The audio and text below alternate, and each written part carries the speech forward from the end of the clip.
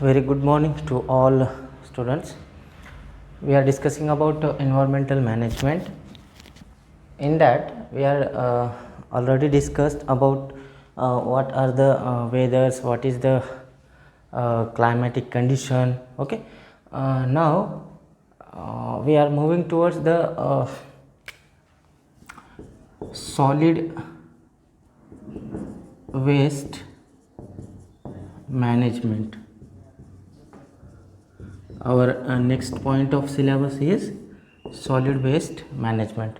So first of all, we will see what is mean by solid waste. Okay, solid waste is a that waste or many kind of various kind of waste that produced by the various human activities. This is an referred to as a solid waste. Okay, solid waste are the many types of waste generated by or produced by various human activities.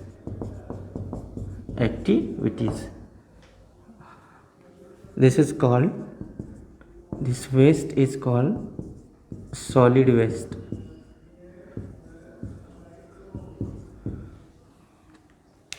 तर काय म्हणतोय आपण या ठिकाणी की solid waste आहे जो various human ॲक्टिव्हिटीजमुळे क्रिएट होतोय, जनरेट होतोय. Suppose we have an one of the industry और we have any site, tourist places आहेत किंवा beach. We have beach, that is the आपण त्याला समुद्र किनारा वगैरे जे म्हणतो.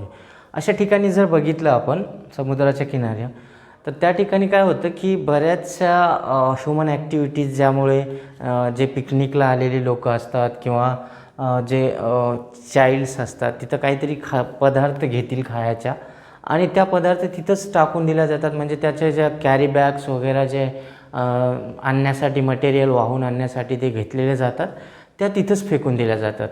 मग अशा प्रकारच्या व्हेरियस एकतर आपण साधं एक बीचवरचा उदाहरण दिला किंवा आपण सांगू की एखाद्या गार्डनमध्ये जर पाहिलं पिकनिकसाठी जे लोक येतात, चाइल्ड्स घेऊन येतात, त्यांचं एक फॅमिली येत जाते. फॅमिली येत असताना त्यांच्यासोबत चिप्सच्या पॉकेट्स असतात किंवा इतर कुठल्या तरी वेस्ट मटेरियल्स असतात ज्या तिथंच टाकून दिल्या जातात विदाऊट यूज ऑफ डस्टबिन. तरी आपल्याला माहिती आहे की गार्डन्समध्ये डस्टबिन्स वगैरे ज्या ठेवल्या जातात, पण खूप किंचितच असं होतं की त्या डस्टबिनचा वापर करून लोक जे आहेत तिथं वेस्ट जे आहे ते पसरू देणार नाहीत, असं कमी वेळा पाहायला भेटतं. म्हणूनच आपल्याकडं याचं मॅनेजमेंट करणं खूप गरजेचं आहे. सॉलिड वेस्ट कशाला म्हणतो आहे आपण? वेस्ट प्रोड्यूस्ड और generated by the human activities, that is called solid waste. तर त्याच्यामध्ये आपण एक्झाम्पल्स घेऊ शकतो. प्लास्टिक्स असतील, व्हेरियस क्लॉथ्स असतील किंवा आपण म्हणू various kind of equipments like electronic equipments are there. These all are the pollutants, we can say. These solid waste materials are responsible to cause the pollution.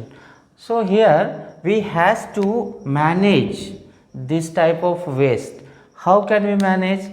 We have to use we will see about management in next point, but here we have to know what are the solid waste and what is the percentage. चला आपण बघूया काही metro सिटीजचं आपल्याकडं थोडंसं additional म्हणून as a knowledge purpose आपल्याकडं काही metro cities दिल्या. मुंबई आहे, मुंबई, पुणे, त्याच्यानंतर आहे आपल्याकडं कुठला नागपूर,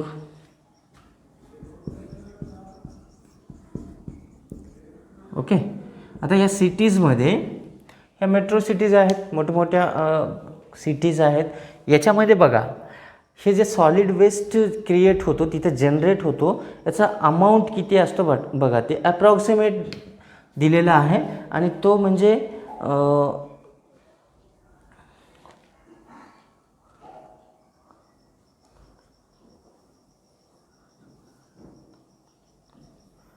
जवळपास मुंबईमध्ये 5,000 टन एवढं जे वेस्ट जे आहे ते सापडतं आणि इथं पुण्यामध्ये आपल्याला 1700 टन्स एवढं वेस्ट सापडतो, सॉलिड वेस्ट.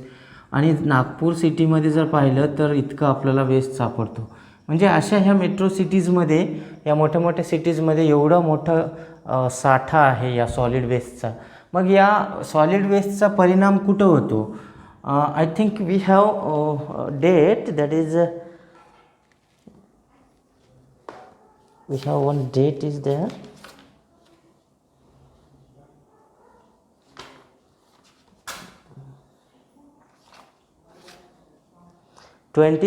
July 2005. 26 जुलै 2005 या दिवशी काय झालं? मुंबईचा जो समुद्र किनारा आहे, समुद्रपट्टी आहे, जो किनारपट्टी, त्या एरियामध्ये सगळं फ्लड आला होता. फ्लड कंडिशन्स, कॅलॅमिटी म्हणून, नॅचरल डिझास्टर म्हणू आपण, ती क्रिएट झाली.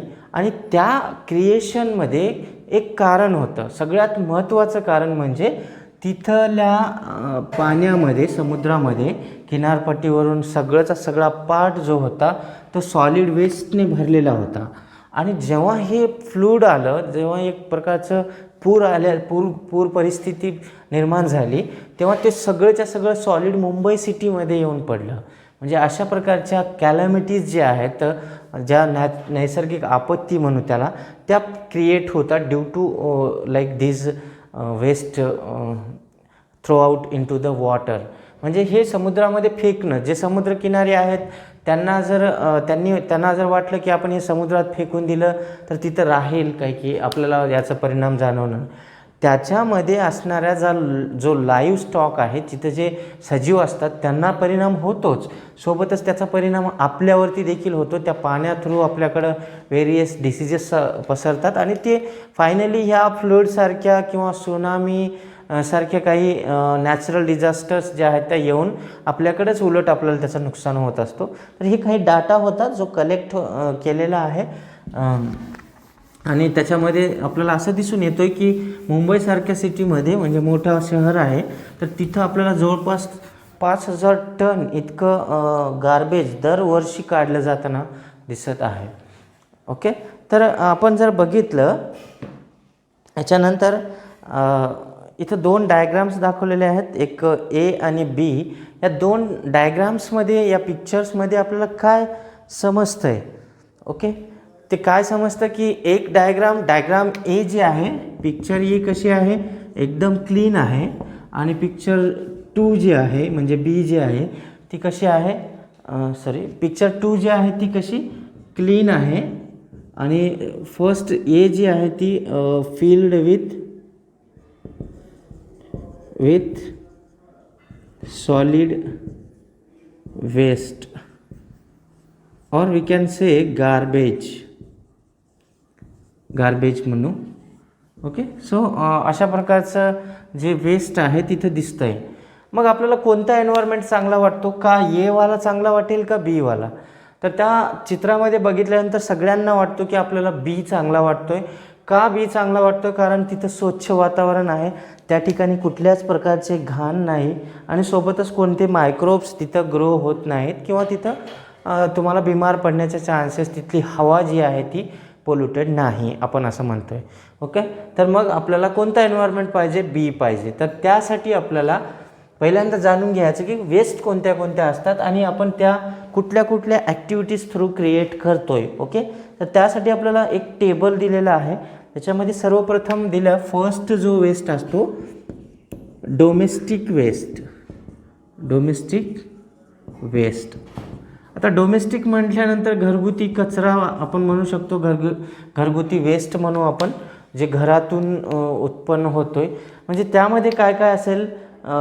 सपोज करा वी हॅव वेस्ट फूड,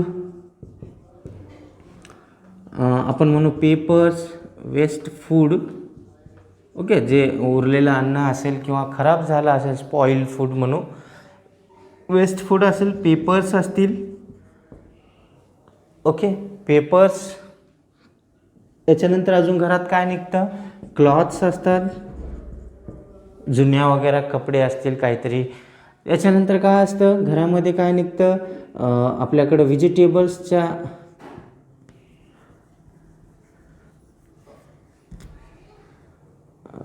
आपण म्हणू रिमेन्स ऑफ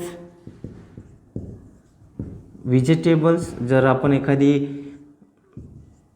मेथीची भाजी आणली असेल तर पानं आपण तोडून घेतो आहे आणि त्याची वेस्ट जो स्टेमचा पार्ट असतो तो फेकून देतो आहे, त्याला म्हणू आपण रिमेन्स ऑफ व्हेजिटेबल्स.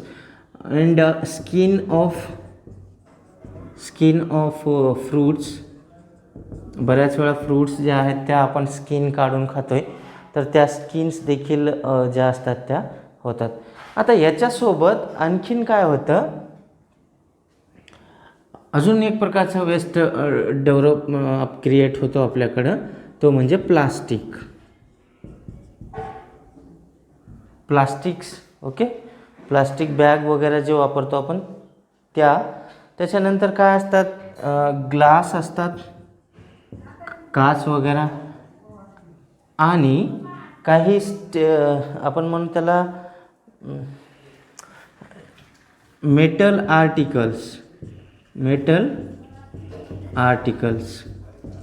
आर्टिकल्समध्ये काय काय असू शकतात, स्टीलच्या असतील, लोखंडाच्या असतील, या सगळ्या आर्टिकल्स ज्या आहेत त्या आपल्या घरातून एवढा वेस्ट बाहेर पडतो. याच्या व्यतिरिक्त बरेचसे काही असतील, याच्यामध्ये तुम्ही ॲड करू शकता डोमेस्टिक वेस्टमध्ये. तर हा वेस्ट जो आहे घरगुती आहे, घरातून निघतोय, ह्युमन ॲक्टिव्हिटीज थ्रू निघतोय, म्हणजे हा डोमेस्टिक वेस्ट झाला.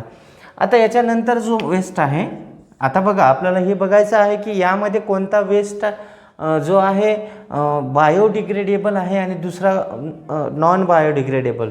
याचा अर्थ होतो की वेस्ट मटेरियल जर with the help of micro organism, म्हणजे मायक्रोब्स त्यांना डिकम्पोज करू शकतील, तशा प्रकारच्या मटेरियलला आपण बायोडिग्रेडेबल म्हणतो. आणि जर वेस्ट जे आहेत लाईक आपण प्लास्टिक, ग्लास, मेटल्स जे असतील, यांना मायक्रो ऑर्गॅनिझम्स डिकम्पोज करू शकत नाहीत, त्यांना आपण म्हणतो नॉन बायोडिग्रेडेबल मटेरियल्स. ओके, तर हे लक्षात ठेवायचं आहे की या वेस्टमध्ये आपल्याला दिल्यानंतर लगेच समजलं पाहिजे यामध्ये कुठला नॉन बायोडिग्रेडेबल आहे आणि कुठला बायोडिग्रेडेबल मटेरियल आहे.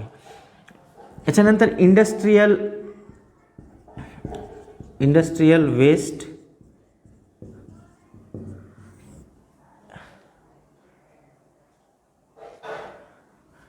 काय असतात इंडस्ट्रियल वेस्ट, मग chemicals, pigments, okay, ash, metals etcetera. Okay, एवढी ज्या आहेत त्या. तो गाळ वगैरे तो पण असतो, स्लज त्याला म्हणू आपण, स्लज दिलेला आहे आपल्याकडं, म्हणजे तो गाळ त्याला म्हणू आपण, त्याच्यातून वेस्ट जो असतो तो. हा एक पदार्थ आहे, म्हणजे अशा प्रकारे पण वेस्ट जो आहे तो क्रिएट होतोय. आता याच्यानंतर आपण बघू हजार्डस. कोणता आहे हजार्डस वेस्ट.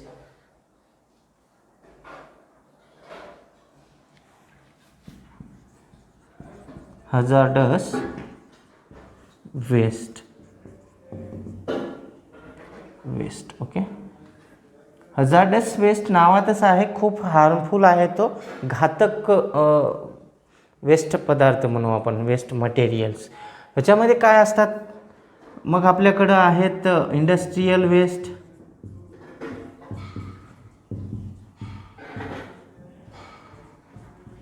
इंडस्ट्रियल केमिकल्स वगैरे जे असतात त्या हजार्डसच असतात. त्याच्यानंतर म्हणू आपण रेडिओ ॲक्टिव्ह मटेरियल्स, कॉमा. याच्यानंतर आपल्याकडं आहेत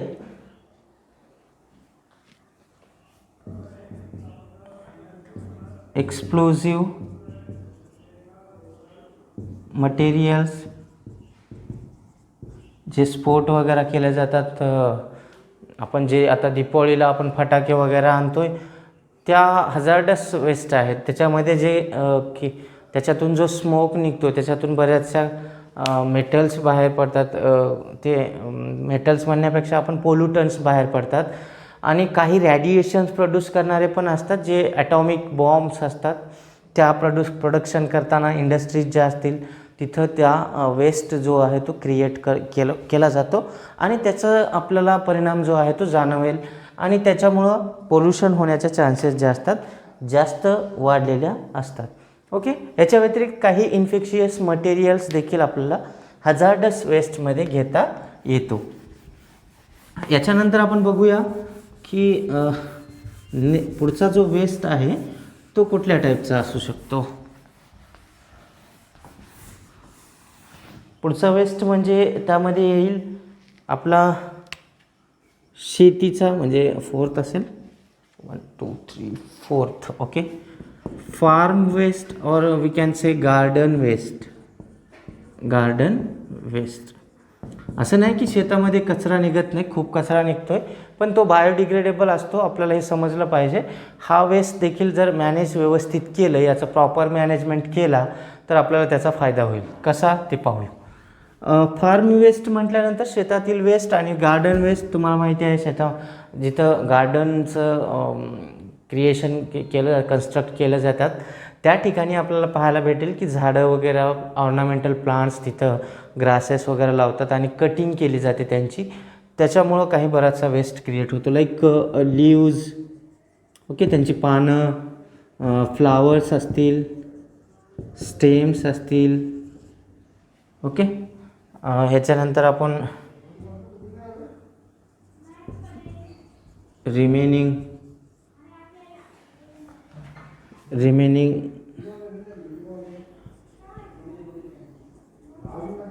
हार्वेस्टेड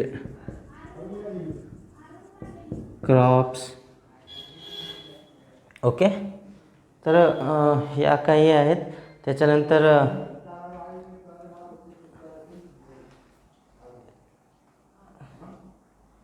त्याला म्हणू आपण ब्रँचेस ऑफ ट्रीज ही असू शकतात. ट्रीज, शेतामध्ये आपल्याला ॲनिमल डंग्स देखील पाहायला भेटतात. डंग, शेणखत, शेण जे म्हणतोय आपण जनावरांचं, ॲनिमल डंग देखील खूप यूजफुल मटेरियल आहे तसा, पण तो बेस्टच आहे आपल्यासाठी. तर त्याचं जर प्रॉपर मॅनेजमेंट करून जर आपण त्याला यूजफुल बनवलं तर त्या होऊ शकतात. पेस्टिसाइड्स वापरले जातात शेतामध्ये, हे हार्मफुल आहे. पेस्टिसाइड्स आपण कीटकांना कंट्रोल करण्यासाठी, इन्सेक्टना किल करण्यासाठी या पेस्टिसाइड्सचा वापर करतो. आता फवारणी वगैरे जे करायला जातात शेतकरी, त्यांना पहा तुम्ही, त्यांच्याकडे जे पेस्टिसाइड्स असतात, औषधी असतात, त्या खूप घातक असतात. जर चुकून आपल्या डायजेस्टिव्ह ट्रॅक्टमध्ये एखादा थेंब जरी गेला, त्यामुळं आपलं जे आहे डेथ होण्याचे चान्सेस देखील खूप असतात. ओके, त्याच्यानंतर व्हेरियस केमिकल्स अँड फर्टिलायझर्स. जे पेस्टिसाइड तर झालेच, व्हेरियस अँड म्हणू आपण, various chemicals and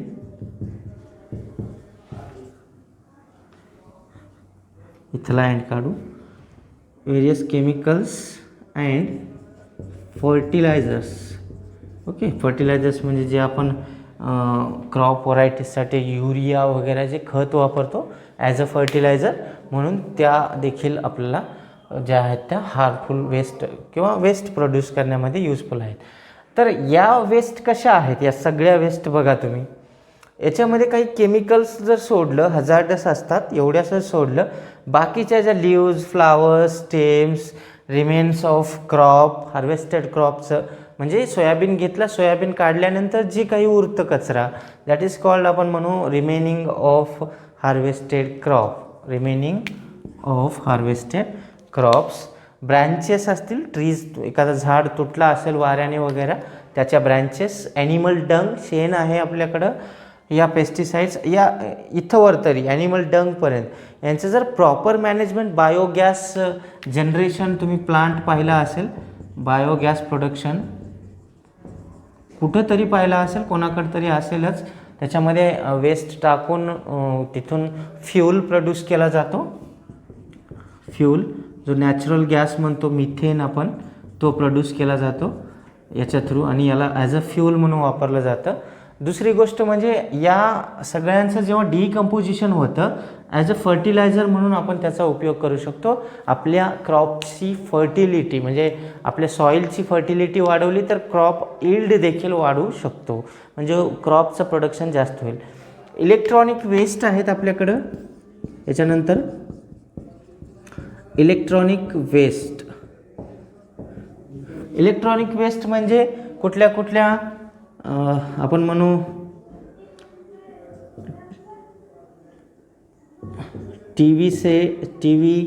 टेलिव्हिजनचा remaining part असेल, नॉन फंक्शनल म्हणू. ओके, इथं घेऊ आपण नॉन फंक्शनल. जुन्या टी व्हीज वगैरे जे असतील बिनकामाच्या, यांचे कुठला पार्ट जरी पडला तर ते non functional. Television, TVs, radio, त्यांना watches. Okay, mobile phones,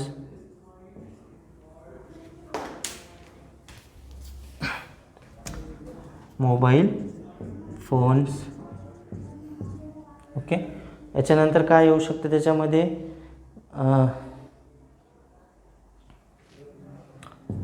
computer and other electronic waste. Electronic ज्या वस्तू असतील, जो कुठलाही इक्विपमेंट आहे त्याच्यापासून क्रिएट होणारा वेस्ट म्हणजेच electronic waste. So this is about what are the solid waste. हे काही सॉलिड वेस्टच्या एक्झाम्पल्स आपण घेतले. याच्या व्यतिरिक्त टेबलमध्ये आणखीन आहेत आपल्याकडं, ते आपण पुढच्या क्लासमध्ये बघूया. तोपर्यंत हा चार्ट व्यवस्थितपणे कोणता वेस्ट आहे आणि तो कुठला कुठला आहे एक्झाम्पल्स पण घेणार आहेत. जसं की गार्डन आहे, फार्म वेस्ट, त्यामध्ये कोणते कोणते असतात, इलेक्ट्रॉनिक वेस्टमध्ये कोणत्या असतात, हजार्डस वेस्टमध्ये काय आहे, ओके, डोमेस्टिक वेस्टमध्ये काय काय असतात, ह्या सगळ्या गोष्टी तुम्ही व्यवस्थित नोट करायचे. थँक्यू.